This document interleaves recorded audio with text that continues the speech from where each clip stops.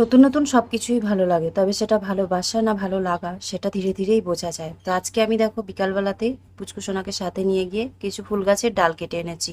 তবে আমার ফুল গাছ লাগাতে খুব ভালো লাগে, ফুলও খুব ভালো লাগে, কিন্তু সেটা ভালো লাগা না ভালোবাসা পরবর্তীতে আস্তে আস্তে আমিও জানতে পারবো, আর তোমরাও আস্তে আস্তে সব কিছুই জানতে পারবে। তো এই ধরনের গোলাপ কে কে দেখেছো অবশ্যই কিন্তু কমেন্ট করে জানাবে। আমি ফার্স্ট টাইম এই ধরনের গোলাপ ফুল দেখলাম। দেখতে একদমই অন্য ফুলের মতো লাগছে, মনেই হচ্ছে না ওটা গোলাপ ফুল, কিন্তু পরে নাকের সামনে যখন নিয়ে গন্ধটা শুকলাম তখন দেখলাম ওটা একটা গোলাপ ফুল। তো যাই হোক, গোলাপ ফুলের বীজ তোমরা কেউ কখনো দেখেছো কিনা আমাকে কমেন্ট করে জানিও তো।